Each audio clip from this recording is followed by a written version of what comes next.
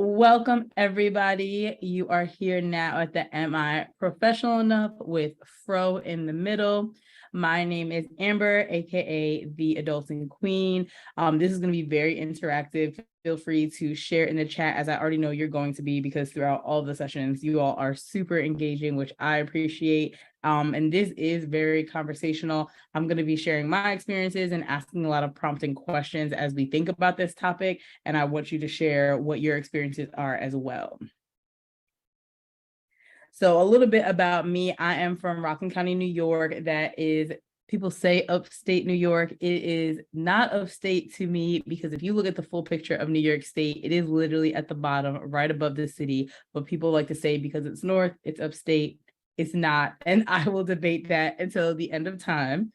I have my bachelor's degree in psychology from SUNY College at Old Westbury. I have my master's degree in higher education and leadership policy studies from Hofstra University.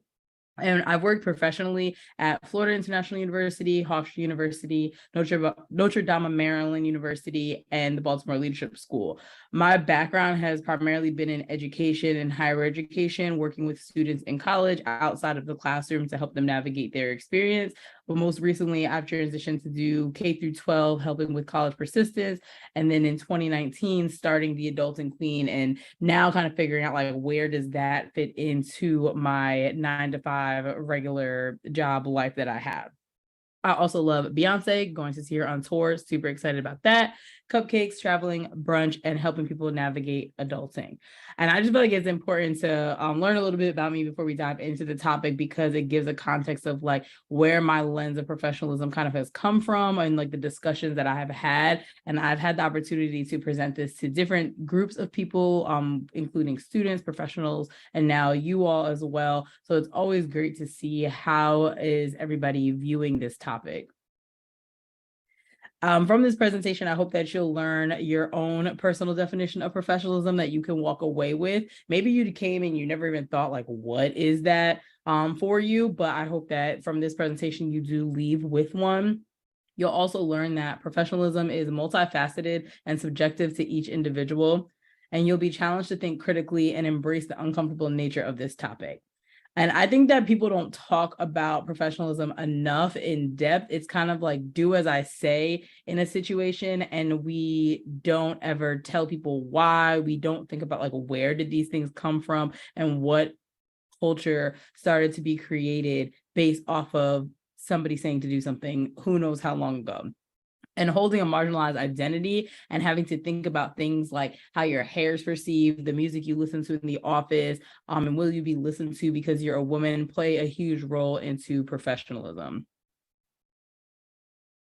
Just some basic definitions that form around the way that we're going to have this conversation, and things to know as you go into it. Professionalism is the conduct, aims, or qualities that characterize or mark a profession or professionalism. Profession is the act of openly declaring or publicly claiming a belief, faith, or opinion. Professional is to be engaged in one of the learned professions, exhibiting a courteous, conscientious, and generally business-like manner in the workplace. So for these three definitions, one, I don't like definitions that use the word in the definition, because it's like that's not really telling us what it means. And for a profession, it's saying that that is an opinion or faith or something you believe. And we know that everybody does not believe the same thing or have the same opinions. And for professionals, it's like your learned profession. So like, how do we learn this? Again, that's always the question of like, how did we get here, or how are we doing this thing? And generally business like is subjective. So like all of these definitions are still not giving you a clear picture of like, what is professionalism supposed to be and what does professionalism look like? White privilege plays a huge role into everything in this world, and especially professionalism, because I feel like it was created for just white straight men, because that is what the workforce looked like first for the jobs that people were having. So the definition of white privilege is inherent advantages possessed by a white person on the basis of their race in a society characterized by racial inequality and injustice.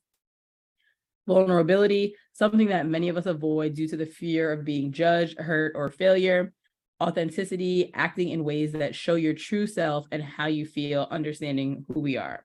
I think that vulnerability and authenticity play into this, because when you are yourself at work, you feel comfortable, you get your best work done, you're able to figure out what are things that contribute to you having a healthy and positive experience in the workplace. And when you're vulnerable, you're able to say, if you're not getting those things, you're able to have difficult conversations. You're again just like being yourself, which we're not always able to do that in the workplace, especially being women and Black women on top of that. And again, white privilege, I mean, I explained, and I know that you all resonate that this is really driving a lot of how our world is shaped based off of white privilege. And we need people to show up and figure out how to combat those things so that we can move forward. So the first question I want you to think about, and again, drop in the chat, your responses is, how do you define professionalism? What does that look like for you? And for me, professionalism is just being able to show up as myself, do my best work, but also being on time for things, showing up and being able to follow through with what I said I'm going to do, being able to communicate effectively with my coworkers, with my colleagues, with the people that I'm working with, and also being able to show how I'm feeling comfortably without any reprimand of that being an issue because I said something, because I did something, because I wasn't as cheery one day because I was upset. So again, would love to hear and see what your definitions are. I'm sure that they will range again, because professionalism is learned based off of who or what you've modeled, which is one of our next questions and things that we'll start to get into, of like, how did we learn this and how did you decide how you want to show up in your workforce? So Indeed characteristics of professionals, I Googled because again, the definitions really don't break down like what does professionalism mean. These are some of the characteristics of professionals: professional appearance, reliable, ethical behavior, organized, accountable, professional language, separate personal and professional, positive attitude, emotional control, effective time management, focused, poised, respectful of others, strong communicator, and possesses soft skills. So some of these things, I think, again, are obviously outlining or making people that are marginalized on the outside of the circle with these things. Saying like professional language, we know that a lot of times we're told that we're coming off too aggressive, or that we shouldn't have said something a certain way, or just even your dialect and the way that you speak is not seen as professional. But again, that is the way that you speak, and that's the way that you grew up, and it's not wrong. It's just not fitting into what society's view of professionalism is. Emotional control. We are humans. If somebody makes you upset, like, and you want to show it, that should not be an issue. Yes, you should not go flipping a desk over in your workplace, but it's okay to see that somebody is upset because something didn't go as they thought it would. Or you're even coming in to work upset just because of life. Like, again, we're humans, and it's not easy to just turn off everything that's going off outside of work off when you get into the workplace. And I feel like people want you to do that sometimes, which we just can't do that. We're human. So let me know what you think about some of these skills, or if there's any that you would add and some that you would take away from what Indeed said that characteristics of professionals are. These are some things that I've just found online. They happened kind of a while ago now, but unfortunately still things like this are happening. So Naomi, the tennis player, she was demonstrating the power of refusal, to refuse work at the expense of our health, wellness, and more, to refuse humiliation under the guise of professionalism. And refusal is beautiful. It's even better when we do it collectively. So people were asking people to support her, and workers who aren't rich. We also, with professionalism, think that you just need to like work, and that is being professional because you're staying on top of what it is that you need to do. Saying no and resting is a part of professionalism. Like, work-life balance should just consistently be a thing for everybody. It shouldn't be like, oh, like work-life balance, we say that, but like we're not really doing it. Like, no, we need to actually do it. And we will talk more about how to implement that into your work life balance so that you can be healthy, whole in all aspects of your life. Professionalism is mostly just codified racism, classism, sexism, queerphobia, etc., meant to discredit the work and expertise of marginalized groups. Thank you for coming to her TED Talk. Again, going back to our definitions and some of the characteristics of what does it mean to be professional, it doesn't line up with how marginalized identities show up in the world. So I feel like when you go into the workforce, you're told don't do this, don't do that, but again, know why. And then this story over here to the right, the boy with the puff, that's actually somebody that I know. I went to undergrad with him, and basically what he was posting about on here was that he went for a job interview at Abercrombie and Fitch, and he put, I know, eyes, like that's not necessarily always a store that seems welcoming for marginalized communities, but he went there for a job interview to fold clothes. And he said, all seemed to be going well until the very end when the manager told me that I got the job. If I got the job, I couldn't wear my hair like this in his puff. She told me your hair has to look more natural, like you're on the beach. Before even going on with the rest of what he said, like that is his natural hair. That is how it's growing out of his head. And for me, right now, I don't have my afro out, I have braids, but I keep my hair out and I try to show up as myself with my hair because that is how my hair grows out of my head. And I have grown to learn to love it because that is how it comes out of my head, even though that's not the standard and norm of what people want professional natural hair to look like. But Black hair is professional. He went on to say that he doesn't feel like explaining that his hair is natural to this woman. And this is what it would look like if he was on the beach. And he asked, was that a policy? And she answered yes. And he responded with an awkward, squinty-eyed, pursed lip nod. And he didn't get the job because his hair, basically, without being said, that is the reason why. And to see somebody I actually know post this was like kind of crazy. And I know it happens, but we just kind of hope it doesn't happen to people we know. So to see somebody I know actually post it and be able to use like a real life example versus just Googling things just shows that we still have some work to do in this world with professionalism and it being acceptance of Black and brown people that are just being themselves.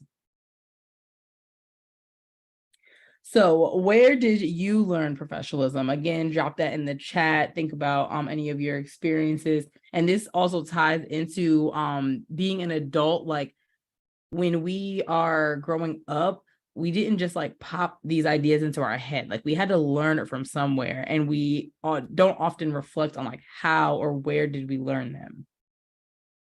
So for me, I feel like I learned professionalism from my parents first, because again, that's who raised me. That's who I'd be watching. I think about things like going to the doctor's office with them or going to appointments, having to get places on time, going to the store, seeing how they interacted with other people. And then that is kind of what influenced me being around other people.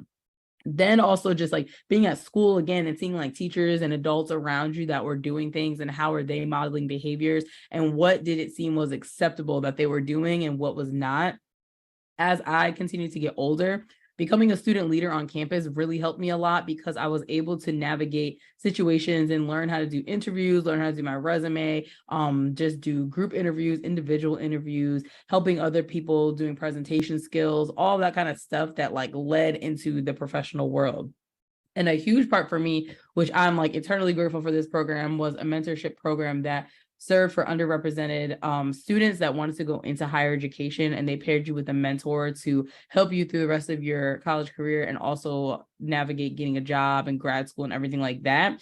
And without experiences like that, and even like being at this conference, that is a huge part of how you can learn professionalism or learn how you want to show up and learn how you operate and learn what is acceptable, what are things that can be challenged, what are things that are not able to be challenged, because you're getting to hear other people and get out of your own bubble. And lastly, definitely from the mentors and professionals that I looked up to, I feel like I took what I saw that I felt was good, and then things that I did not agree with too much, I was like, I'm not going to do that when I get to become a professional. Our next question is, what issues have you faced, if any, to define professionalism for yourself? And I'll give you another moment, put it in the chat, reflect. I definitely encourage you to journal throughout this one too. Again, I know that you probably all already are, because that is something from the last Blaze Summit. I quickly learned that people really love reflecting and journaling. So feel free to journal, share as you want about what your answers are to these questions. So again, what issues have you faced, if any, to define professionalism for yourself? For me, definitely code switching. I don't do it as much anymore, but I will say that early on in my career, now I'm like 8, almost 9 years professionally working out of grad school. In the beginning, it was like kind of like, again, the do's and don'ts, but never the why should you do something? Why shouldn't I do something? But I knew who I was. I knew I was a Black woman. I knew that I had natural hair. I knew that I'm from a city area, that I'm still living in city areas. And that also influences like culture and how you view things and how you speak and what you do. So code switching, I try my best now not to do it at all. I think working with students, sometimes they're shocked though, when it's like I'm speaking like them or like relative to them. They're like, wait a minute, like, you know about this? Because they view me as a super adult or somebody that's like really old and like shouldn't know those types of things. So code switching definitely is something that has been a struggle to figure out and get through, so that you're not viewed a certain way. Again, you don't want to be viewed aggressive. You don't want to be seen as like the angry Black woman at work. So how do you show up and how do you speak and how do you do things that are true to you, but not always having to have uncomfortable conversations because somebody's uncomfortable with you? I would say my hair too, like I mentioned before, just being comfortable with whatever hairstyle I chose. We know that Black women are chameleons in hairstyles. Like, you look great in any hairstyle you wear, but you always get the questions, you always get people touching it. So those are things that I had to think about, of like, if I'm going to a conference or if I'm doing something, like, what is my hair going to look like? If I have an interview, like, what hairstyle am I going to have on that? And then like, what am I going to look like when I get there? Now I don't let those things bother me as much anymore, but those are things that I thought about initially. And lastly, dressing the part, which we will discuss this a little bit more too, with how things have changed in the pandemic and working from home. But I feel like dressing the part, people always say dress for the position you want, or you want to be overdressed is better than being underdressed. But I feel like genuinely people should just be able to be comfortable and presentable in a way that the dress codes or policies are like clear and consistent. Obviously, like, no ripped jeans, no ripped pants, no like short shorts, short skirts, like things like that make sense. But when you get to the point that you're policing, like, men have to wear ties or women have to wear dresses or skirts and things like that, that just becomes too much. Our next question is, how have your identities played a role in professionalism? A lot of this, again, intertwines with what we've already been saying, but for me, it's my hair. I'm thinking about the music that I'm playing in the office. I remember one time a student came in when I was playing, I think like Drake or something, some popular recent song at the time. And they're like, oh, like, you listen to this? And I'm like, yes. So for me, I think that when I'm in an office space, I want to decorate my office to be open and inclusive for everybody, but also for there's something that somebody can come in and connect with me on. So I have like my Funko Pops, I have Beyonce stuff, I have pictures of like past students and places I've lived and little like knickknacks and things. And I just want people to feel welcomed when they come in, and being able to like see something that kind of like breaks the ice so that then a conversation can continue. And even sometimes with the things that I have up in my office, I'm like, okay, like, honestly, if a white person comes in and they see this, what are they going to think, or what are they going to do? Or just anybody that's not Black, or even if they're not a woman and they see something that's in there, like, what is the question going to be that they're asking about it? And I personally don't mind questions if it's not coming from a place of ignorance and like annoyance. If you're just genuinely asking and you can tell if somebody's genuinely interested in just asking a question, that is completely fine with me, which is another reason of why I put things in my office or listen to certain types of things that are relative to me and my identities. Being a woman in a position of power, thinking again, would I be taken seriously? And at my first job ever, I ran a residence hall, and one of my students had received a phone call. They were working the front desk, and somebody was like, "Oh, can I speak with your boss?" And she was like, "Oh yeah, like she'll get back to you, blah blah blah, whatever." And the person on the phone was a man, and was like, "Oh, she?" Like he was shocked that a woman was running the building. And I just don't know why that was shocking to them, or what he thought I should have been doing, but those are the identities I feel like for me that most often play a role in how I show up for that. So professionalism in a pandemic, we are thankfully trying to get through this thing now, like 3 years out, but it has definitely affected the workplace and how people view professionalism. So what has changed now that we've had a chance to work from home? Definitely an expectation that you're always available because you're online. There's now a need for us to implement more boundaries because work is at home or wherever you're bringing it to. Distractions from family or your household needing assistance, the dogs and cats and animals always jumping up in the screens, babies crying, and then people are always asking questions about that. People are literally looking into your house. And then the work attire has kind of gone out the window because people only see from like the chest up. So when people have to start going back into offices and the dress codes, is kind of like, what is the dress code? What's acceptable? What's not? How we communicate and engage. Before, it was very easy to just see somebody in their office or walk by and then you start a conversation. Now you kind of have to like be very intentional about how you are communicating with people and when, because you have just email, phone call, Zoom, Slack, but people are very zoomed out. So it's hard to get people on some Zoom meetings that are going to be super long. And then camera on versus camera off. I do not believe that your camera being off means that you're not engaged. For me personally, being on a long Zoom meeting with my camera on the whole time, like that's harder for me to engage than with it off. But I know that some companies are like, oh, everybody's cameras always have to be on. Everybody's cameras have to be on if you're presenting. They have to be on if you're doing this. They have to be on if you're doing that. Stop policing people in their own homes. If they are signed up to do this job, you have to trust that they are doing this job. So is the idea of professionalism changing? I feel like this is just a simple yes or no in the chat. Do you think it's changing? And then if you do, why? If you don't, why not? The pandemic has shifted, but is it actually changing, or are we reverting back to the old ways and things that we just did just because we did them? And I'm very much like not a person, excuse me, that is going to just do something because we're doing it. Like, no.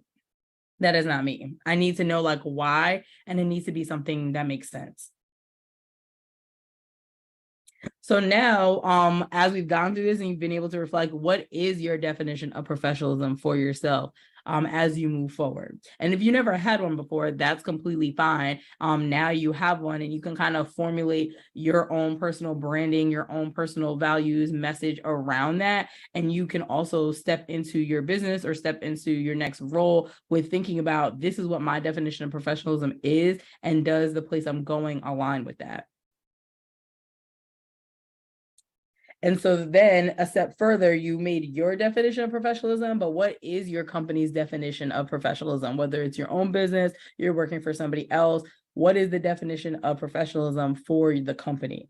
If you even know it, because this is not something that is really, again, widely talked about. I feel like you start working somewhere and you just have to like catch on to the culture and catch on to what is going on there. Nobody's explicitly telling you and sitting you down to say, these are the do's and don'ts, and this is why, or like, this is what's going on. And if you don't know it for your company, I encourage you to ask or create one if you are the owner or in that position that you can create the definition of professionalism. And then lastly, you want to think about like, how are these definitions similar and or different? Because again, if you work for yourself and you can kind of create the definition, it most likely will be in alignment with what you believe. If you work for somebody else and it's different, that's okay. But you then have to think like, do you want to be a part of something that doesn't align? Is it something that you can withstand? And is it just like completely egregious that like, this is just not a space that is beneficial for you? Now we're just going to shift into the vulnerability, authenticity part of how we show up and what professionalism looks like, and sharing some resources with you. So Trill or Not Trill, these are my two friends. They created this, and their message is like, we wear kicks to work, because they are in suits, as you see, but they're wearing sneakers, and you can wear sneakers to work. Sneakers are usually one of the things that are like on the list of like, don't wear sneakers. But you can wear sneakers with a suit and it's still professional. You can wear sneakers with a dress and it's still professional. You can wear sneakers in any capacity and it is professional. There are a lot of things that you can mix and match to make yourself still be presentable in the sense of whatever environment you're going into. So we talked about like authenticity is understanding who we are. Think about what do you bring each day to work and what makes you feel comfortable and what can help you connect with students or whoever it is that you're working with. And for me, like working with students, like I said, I bring my like my hair as is, showing up like that, the Funko Pops, the way my office looks, the way that I dress sometimes. Like I like wearing graphic tees a lot that have a purposeful message on it, like with a blazer, with a cardigan, even with jeans. Like those things I feel like matter because the people that you're around and working with see you for who you are and are able to connect with you. Being vulnerable, you don't know everything, and that is okay. And you want to create a team that helps you to understand, again, students or the people that you're working with, so that you can continue being the best that you can be. And adaptability, students keep changing, the world keeps changing, we all keep changing as adults and business owners. So know that education can happen anywhere, and these conversations can happen anywhere. Like you can always infuse this into whatever you're doing. So what is something that you're doing to remain authentic in your work while still being quote unquote professional? I personally don't even like the word professional or professionalism, but just again, for the sake of our conversation and what we're talking about today, using it, but I don't typically use it in the workplace. Like when people say like, oh, they're not being professional, or they're like doing whatever, and like I don't view that as them displaying professionalism. I'm kind of like, but why don't you think that? And then again, what have you said to the person, or how have you tried to teach them or guide them in the way that you would like this to go for them? So again, what's something that you're doing to remain authentic in your work while still being professional? And I think that when we go into the workplace and like you're thinking about having conversations and how to show up and how to communicate and how to just be an effective team and build a culture of comfortability with everybody that's involved in the business and company. These are 4 courage building skill sets that came from Brene Brown's Dare to Lead. The first one is rumbling with vulnerability. Without this skill set, the other 3 are impossible to put into practice. Our ability to be daring leaders will never be greater than our capacity for vulnerability. The next one is living into your values requires a clear understanding of your values. We are clear about what we believe and hold important. This is just like valuable to any business, any company. If you don't know what's important, or you don't have like your top 3 buckets or goals, you can't really make any other decisions or make any other movements from that, because you're kind of just like haphazardly doing things. Braving trust. Trust is the glue that holds organizations together. We ignore trust issues at the expense of our own performance and the team's success. We are like so quick to go to our coworker or go to somebody else and talk about like a difficult moment or something we didn't like that somebody did, but we don't always go to like that person because we think we know how they're going to react, or we just don't want to deal with the emotions of that, or we don't want to deal with it. But if you build the trust and you have these conversations and you just have check-ins and things like that for people to feel comfortable, then you can really move forward. And lastly, learning to rise. When we don't own our stories of failure, setbacks, and hurt, they own us, and we should apply key learnings to future situations. The failures are what helps us really push forward, because I feel like if you think about like something that you just really did not like that happened, or something that you were like, how am I going to get out of this? Like, this is the biggest mistake I've ever made out of my life. That moment like fueled you to keep going because you knew that you wanted to do better, and you knew that you wanted to get somewhere greater than you ever imagined based off of that. So some important questions to ask when you're thinking about the professionalism, authenticity, and vulnerability and like tying them together is, what do you need to show up and do the work? The work is whatever it is that you're doing or whatever the topic or issue is that is in the forefront for you and your business and organization. What will get in the way of showing up? So if you're going to like a meeting or something, sometimes what can get in the way of showing up is you're thinking about your kids because they had a sniffle and like they're at school, but like they might call because they're like sick and they might need to come home. It could be that you have a million other meetings after this and that's what's on your mind of what you need to get through.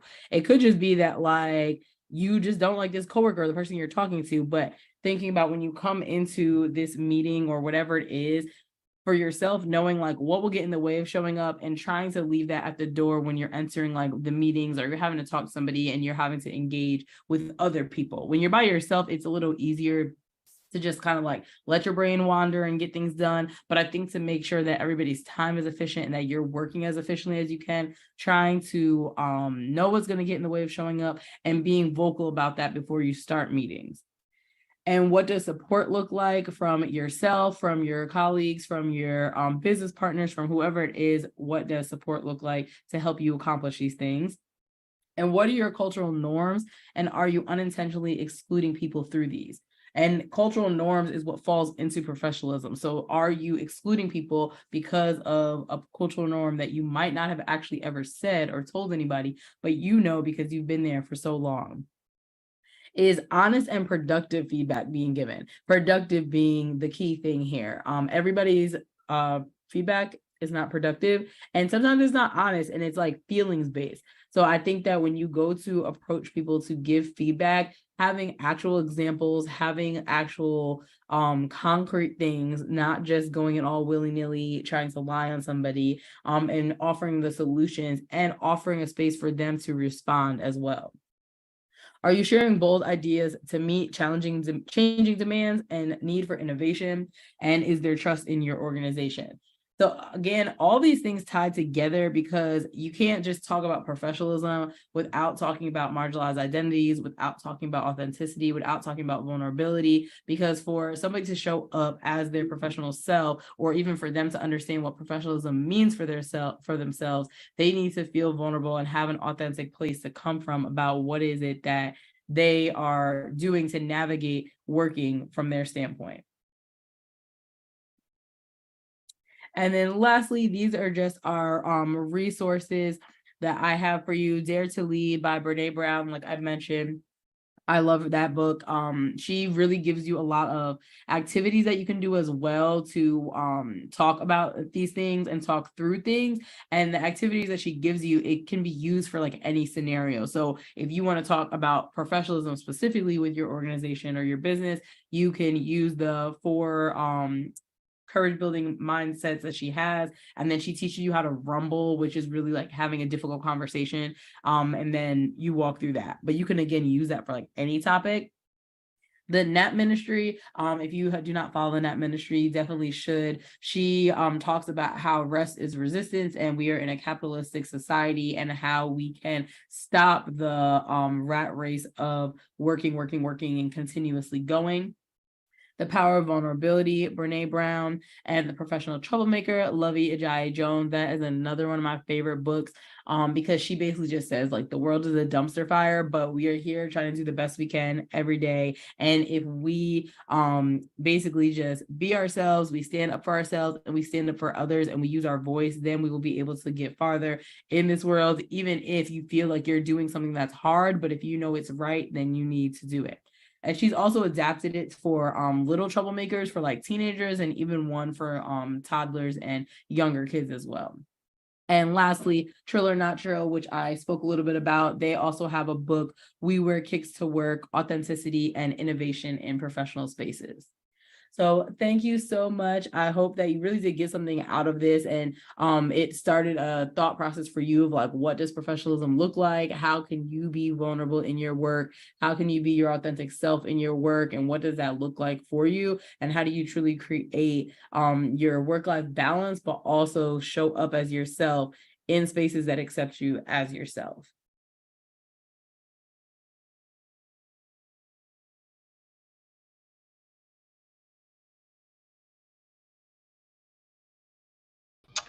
So this workshop, Amber, prompted so much commentary in the chat, and I actually want to encourage people to be controversial. Okay, I actually saw some comments.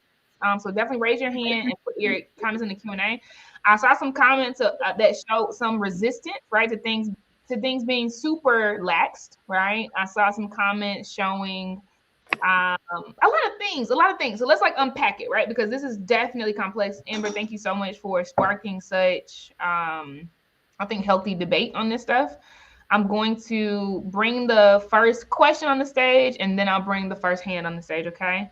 So the first question is coming from Crystal Mordyke, and she asks, if you are the owner and only worker of your company, do you feel like it is still important to define or establish the do's and don'ts of what is considered professional for your company? I love this question.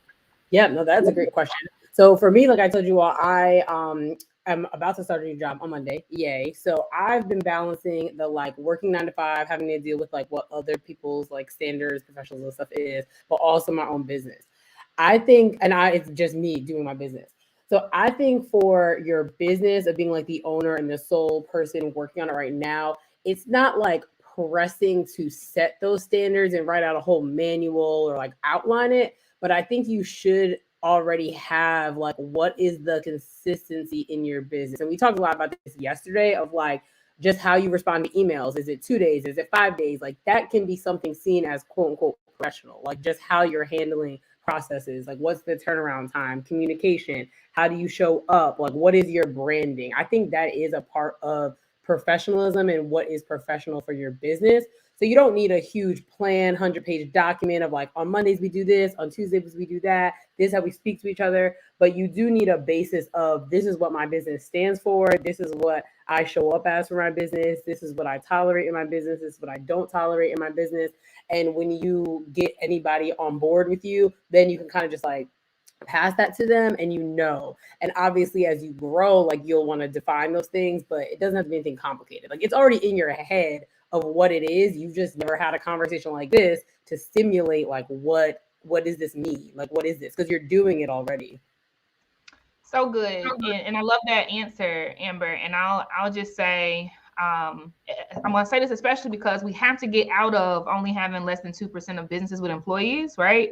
Like, think about this and write it down if it's helpful, okay? You cannot scale relationships, but you can scale culture. What do you mean by that, Casey? One day, all of you will have a 100-person plus company. You will, because how you going to impact millions without it? Right? And so think about it. You're not going to be able to talk to 100 people in a week, right? And tell them, well, this is how I usually do this. And this is how I usually do this. And this is how I usually do this. You can't, because you can't scale relationships, right? At the best, you can have about 10 good folks, and that's still too many. 10 good folks under you, and then they, right, take everything you taught them and they scale it to their teams, right? And so it is important, right? Like Amber is saying, like the things that you're already doing, you think about what that is and what needs to be replicated, because it does matter. So because Casey, right? So we have a location independent business, for instance, right? So Hannah works in London, Toya works in out of South Carolina, Priscilla works out of Nigeria, Raven works out of South Carolina, right? Because Casey shows up on our meetings, even if it's a 6-figure client, like legit with the braids and legit relaxed. Like I don't even put on foundation for my meetings, right? I can't scale relationships, but I can scale culture. And it helps Raven know how she can show up on meetings. So a lot of people have had meetings with Raven thus far, and she feels comfortable having her baby because that's our culture inside. Not all companies are like that. I do that on purpose, right? I can't scale relationships, but I can scale culture. And so you do, right? Like Amber's talking about, the things that are in your head, like you have to embody it, right? Like you have to make sure that they know when the Geek Squad comes to your house, right? You expect something from the Geek Squad. And you would expect something different, right, from a person that does white glove service to pick out your clothing, right? They are usually dressed a certain way. You can't scale relationships, but you can't scale culture. So think about it and think about what you're building, right? Because it can be anything. Facebook has wine fountains on the inside. Twitter does too. I used to live in the Bay for about 4 years, right? Bank of America did not. That's where I work. We did not have wine. We were not fed every day. But Mark Zuckerberg, right, he scaled culture, right? Just like Brian Moynihan, CEO of Bank of America, scaled culture. So think about it. But love that answer so much, Amber, because you're right. Erica, I'm bringing you on the stage. You have the mic. You can ask your question of Amber. Oh, wait, can we not? Oh, there we go. I was like, can I not turn on my camera? Erica, I nice to see you again. camera. I didn't turn on my camera in the general session because I was actually getting ready. I was actually doing my hair. But I'm really glad that you did this session because when I was preparing my headshots for this summit as a speaker, I really had to resist the black girl urge of straightening my hair for a special occasion. Now owning my magazine Bling, Black Leaders Increasing Net Gains, I really want to move forward with like showing people in their natural light. Like you don't need these lashes, you don't need this weed, this 30 busted down inch weed. The hair that comes out of your head is good enough. And it's just insane to think about the processes of damaging your hair and just like the lengths people will go to get this desirable look. And it just I'm just really happy that you did this because I feel like we need this. We need to see ourselves. We need to look ourselves in the mirror and see ourselves for who we really are and be able to look at other people and see ourselves in them as well. So you crushed it. I just had to get on here and give you your flowers and thank you so much. No, thank you. With you saying that about the hair specifically, like my hair usually is not like this. It's always like this because I had a wedding on Saturday. My hair would never look like this, like usually, because I'm just usually wearing my fro, berets, a wig, switching it up. And I think that to get over like, oh my God, what is somebody gonna say? I just let them say whatever they're gonna say. But if they get crazy, like somebody said in the chat, somebody grabbed full on, I would also have no job after that incident occurred. But I think that you just need to show up and know that like your hair looks fine because it's growing out of your head that way. And what also really helped me is just taking pictures. Like people say that a lot too. Like even if you don't feel like you look how you want to look, take pictures because when you look back, you're like, oh, that actually was really nice. And I cut my hair off myself in 2014, and the immediate next day I got braids because I was like, I don't know what to do with this. I don't know what's going to happen. I don't know how to work this. Like, what's going on? But when I look back at that picture of like my short fro, I was like, I looked really nice. And I didn't think that I did because of that. So take pictures, wear your hair how you want it to be wear. I get on FaceTime with my dad all the time. And he's like, what's going on with your head? I'm like, nothing. This is how it grows out of my hair. You unfortunately take it sometimes, but still don't let that like dim your light. Like know that it is fine. It grows out of our head like that. Thank you so much. Thank you, Erica. So it's amazing. Gorgeous. That's right. Okay, I'm going to pivot to a question and then I'll pivot to a person coming on the stage. So China, be ready. I'm going to come to you after this question. Oh, actually, China, I'm going to show your question on the stage and then I'll just bring you on the stage. Okay, because both are you. So China asks, advice for someone whose boss or manager constantly complains about an employee's professionalism. This employee is very professional according to corporate standards. And I'll bring China on stage as well, especially if you need more context, Amber. Yeah. So for me though, because I started working like a full-time job before I ever thought about owning a business or being an entrepreneur, like that is what I would be dealing with. And unfortunately, like I have had all horrible Black women supervisors. Like I do not know why. Like, but any supervisor I've had has been a Black woman in my professional roles has not been a good fit for me. There's been a scale, but like none of them are good. Like I'm not gonna be like, oh my God, like love this person, this was great. Like I'd reach back out to them. There was always something that was like, come on, like why? So I think that when you're dealing with other people, specifically your supervisor, that just is not like being professional themselves or holding standards that, you know, if you were doing that it would be an issue. Kind of gauging like what is your culture of your company, because is it okay? Well, not okay. That's not even the right language. Is it going to be an issue if you go to their supervisor or if you talk to somebody else above just to brainstorm? But I think it's always important for difficult conversations like that to go in with like, I'm just coming to you for advice, or I'm coming to like report this, or I'm coming to see if this is an issue, versus just going in there and dumping it all and then like you walk out and then something is turned on you in a way that you didn't mean for it to be. So that's one way that you can talk to somebody else if that is something that you're comfortable with. And then if not, like just having the honest conversation with the supervisor of saying, like, before having to dive all into it, just first telling them like, hey, like, I'm actually not comfortable when you're speaking about my coworker to me. Like, that's not something I'm comfortable with.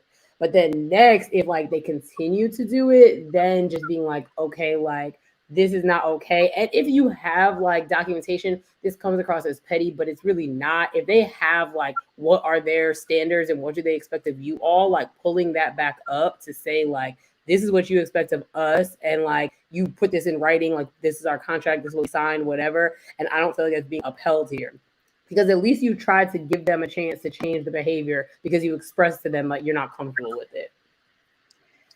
Thank you so much, Amber. You said a lot there. And you mentioned, about having a supervisor that was a Black woman, right? And not really, well, you didn't say getting along with, but I'm going to use that terminology because as a teacher, I've struggled with that. A few former supervisors were Black women, and it was unfortunately difficult to go to work and do my job effectively because of the nitpicking, whether it was my hair or what I had on. And I believe that I dress professional. I'm not, my clothing is neat, my hair is neat, whether it's my curly fro or my hair blown out, and so that is something that I would struggle with. And I am actually getting ready to start a new job. And that was actually a fear of mine. Coming into the new job, just fearful, like, okay, I'm getting ready to go into this new job and I don't want my supervisor, I don't want a repeat of what I dealt with at the old school, And I just have another part to this question, and that is, so we talked about the supervisor aspect of it, but how does that work? Would it be the same with a team? Like, say if I'm on a team of 5 or 6 teachers, and how do you continue to remain professional if those sisters are tearing each other down? Not necessarily me, but they're tearing each other down. Yeah, no, it's so hard because like yesterday at one of the tables, we were talking about how like coming into a space like this, we all are sharing our very different opinions, but like nobody's upset about anybody's opinion. Like this is really an open conversation. Like, and this is what we need more of, that like when you're approaching your supervisor or you're approaching your team to tell them like you don't like something or there's an issue, or even just like you want to learn more about something. Because I think when you come from the place of like, I'm just curious, why are you doing this? Or I'm just curious of your opinion on this. Because most times when you actually talk to somebody about something that is coming across as like an issue, they don't realize it that way because they're operating in the lens of what they know and how they've operated other places. So for a team, I think that is more difficult sometimes because you're working with them typically like all the time. But take the same approach of like trying to talk to somebody first that like you feel comfortable asking about, one, to see like if they are realizing the same thing. Because at work, I'm always the person that if something's happening, I'm again not coming feelings based. I'm gonna go and be like, Casey, did you see that China did this? Or like, do you feel that way? And saying like I'm not coming from like I'm trying to start drama, but it is what it is. Like that's what's happening in front of us. So if they agree, they don't agree, whatever, then you decide like how do you want to try to address the issue with them of the one-on-one. And then unfortunately, if it still doesn't continue, I think then you would have to tell like your supervisor or something. But that gets tricky because from what you've shared, it kind of seems like that might be a little, you're not sure how if they would respond, your supervisor, if you told them. But also when you go to your supervisor, that is always seen again as like something that is so horrible. And I wish people would just approach these things as like, we're all adults. We're all here to do a job. We are open for communication and getting better, but it's how you approach that conversation. Like you don't want to come in guns blazing saying like, oh, like you did this and I'm so mad and like I don't like working with you, whatever. Like it's more so like, hey, you've been doing this thing and this is what I've noticed, but it's making it difficult for me to complete X. It's making it difficult for me to communicate with you, whatever it is, like using the I statements and making it very clear and plain and not using feelings, like I said. So like giving the example of what they did or something like that. Okay, thank you so much. Yeah, and China, before you go, I want to, definitely circle with Amber offline. I want to double click on what Amber said just now about giving examples. So like the key here, because this is actually strategy, right? Like, if we are to become CEOs, and we will, hear me very carefully, right? If we are to become CEOs, at that point, the job is actually not about, I say this all the time, but I got to, so it resonates in my spirit. It's not about being the hardest worker. Like nothing about being a CEO at all, literally at all, is about like doing the like product and servicing of your business. It's about like leadership and feedback. And so one thing to get strategy around this, Radical Candor. Radical Candor is a book that I would strongly recommend that all of us read. Now, I will say the lens is coming from a woman with a lot more privilege because she's a white woman, but the concepts, if we are to adopt the audacity of the mediocre white man, the concepts are absolutely true, okay? So Radical Candor actually helps us understand how like you actually have to be able to give this direct feedback, and because there's such a thing as called ruinous empathy. Ruinous empathy means you so nice and you so agreeable and you so approachable that people that suck continue to suck and they don't even know. Like, you know, like people on your team, your executive suite, like the juniors, like they don't even know, right? There's obnoxious, I forget the noun, but there's an obnoxious approach where you just cutting people down, it's not helpful, etc. But we want to live in that box of radical candor. And I would say all of that is understanding the strategy of feedback. What is not effective, we do this a lot. What is not effective is you think you're better than everybody. And when you do that, we blah, blah, blah. Like that is actually not feedback because none of that is behaviors, right? What is more effective is saying, last week at the 2:00 meeting, when we were all standing by the water fountain, do you remember that? They'll say, yeah. Okay, so like already you're grounding the person, right? Because when you say something that gets them in alert mode, it's done, right?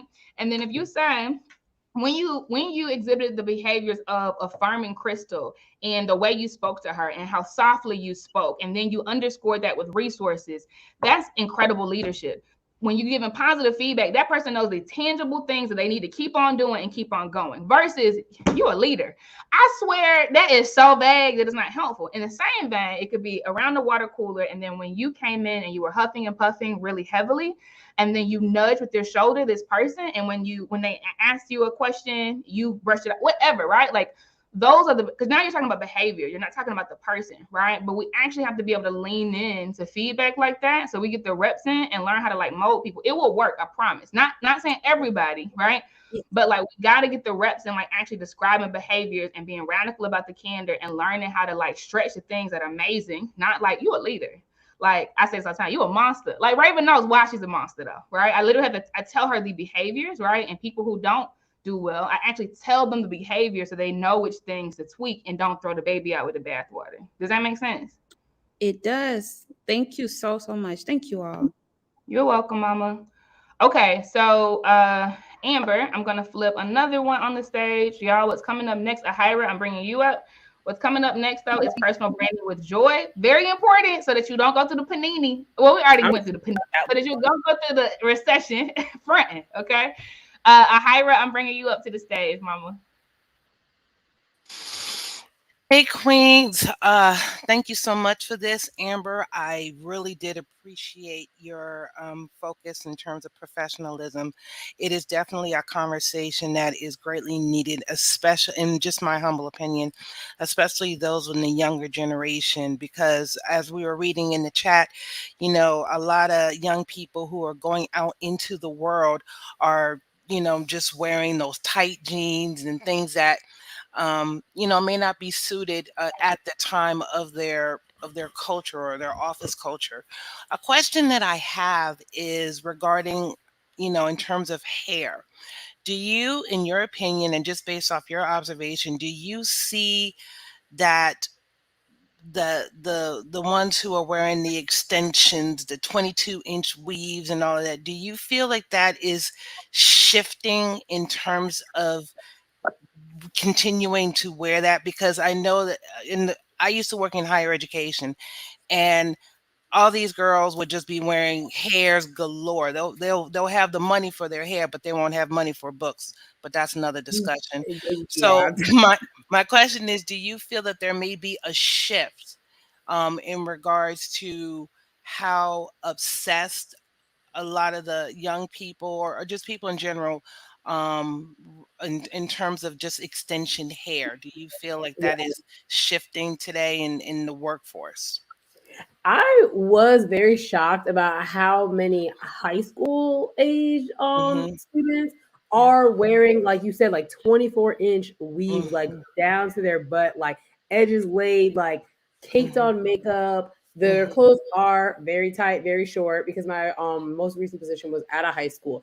And I Hmm. was like super shocked. And then even when I would go on like the college visits and like just working on college campuses, there is something that is changing, but I don't necessarily know why they not they want to do it, because you can do what you want. It looks beautiful. It's convenient sometimes, realistically, depending on what you're doing. But I think that, like you said about the money part, like priorities are in the wrong place. Like you just spent $400 on your hair, but you don't know how you're getting to school tomorrow. Like things like that don't make sense.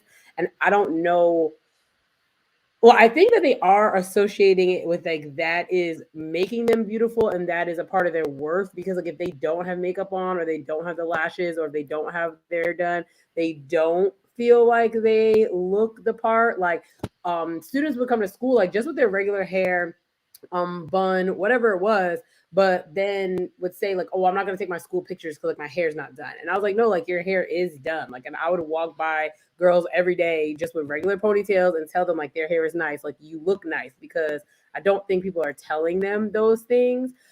In the workforce per se, though, I haven't worked with directly in a professional setting of like Gen Z or like, well, I guess yes, Gen Z is like coming up in the workforce now. Most people I know have their natural hair. But for the future generation coming up after them, I think this is going to get interesting because it's not wrong. Like, obviously, however you want your hair to look is however you want your hair to look. But going back to professionalism and what it is that people expect when you show up, they being white people basically, aren't going to look at a black girl with 24-inch weave and think that she's capable of doing something, even though her hair does not define what she's doing. So that's like a difficult conversation of how to not even teach them properly, but you all get what I'm trying to say, of like how to guide them without telling them like what they're doing is wrong, or making them kind of just be like rebellious and then like really going rogue with how they show up and how they present themselves. Because we know from our experiences, and again, everybody that's shared here, that like the world just does not allow people to be their true self if it's not going to fit into that box. And Gen Z is not trying to fit into a box at all. And the people who are in the workforce and who are hiring are older people. So if they have not done the work to bridge the gap and understand the younger generation, they're immediately going to write them off. So your question is great, and like even just has me thinking about things, because the younger generation wants to do what they want. The older generation is sometimes stuck on the old way of doing things. The millennials in the middle, it's like some of us are like, we're going to try to change and adapt, but also some of us are like, whatever. But it's going to get very weird and interesting. And especially when Gen Z then becomes in those higher up positions eventually, like, I think that it's going to be nothing like what the workforce is now, which still could be good or bad depending on like your functional area, like where you work, what you do, and all of that. Thank you. I appreciate that. Ira. Appreciate it.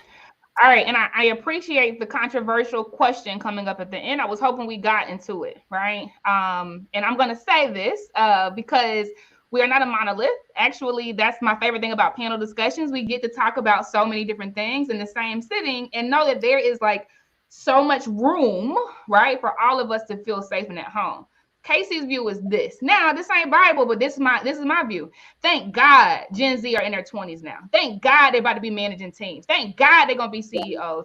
Thank God that entrepreneurship is the broadest and fastest path for wealth creation, because they don't need the company that does not accept them as they are. They actually don't need to care about these systems that were not designed for them. They don't have to assimilate that like I did, because there was no path for me before Instagram was popping. There was no path for me before low code, no code allowed me to push out an app into the world without having to go like, oh, it gives me chill. Thank God. Thank God. that Gen Z are now adults and they can change up the game, because somebody has to dismantle the master's house. The master's tools will never dismantle the master's house. And so this is the importance of you establishing the culture for your company. If your culture is not accepting to the people, right, that you don't fully, vibe with, and it is old school, that's completely fine, right? Because like I mentioned, I went through Bank of America, which is very different from Facebook, right? And so I decided to work there. And at the moment in which that no longer fit who I was, there was so much more space for me in the world. And so I mean this. And so none of this is bad or right, right? Anybody that has chosen to take the path because that's their version of safety, right? And for some people, it's putting the food on the table right now. And I'm gonna deal with these folk, right? And for some people, it's like, I'll be broke for a shawty, right? Like there's no right or wrong path, but I see it as, thank God these babies are adults now, and they look folk in their face and say, look, don't call me after 5 o'clock. And they make a way. Like one more stat, right? Because I really do say thank God. Like I feel like baby boomers, Gen Xers, they crawl so that millennials can walk, and we walk so that Gen Z can run. Period. Right? Yeah. They make less than us, but they travel more than us. That's deep, because it means we care about the Louis Vuitton bags and we care about impressing their friends, and they actually say, I want to see the world. Like we did not have that audacity. So thank God that they are managers. Amber, any last words? No, I just think it's so interesting, and thank you all. And again, like what I'm saying is exactly what you're saying, Casey, that this is not like, it's not one size fit all. And what I'm saying is based on my experience and what I have seen from people I'm working with. But next time I do this presentation, I might have a different perspective because I've met different people. I've talked to different things. Right. So I just want to emphasize like that this conversation and a lot of them that we're having are based on where we are and what we know today. When we show up next time, I might come back and be like, listen here, let me fill you in on Gen Z professionalism. Like you don't know where this is going to go. So just thank you all. And this was a really great conversation. I'm super excited. If there were some white people in the building, might not have gone as smoothly because that could have been. We good. We good. Let me tell you something how you get down over here, sis. We good.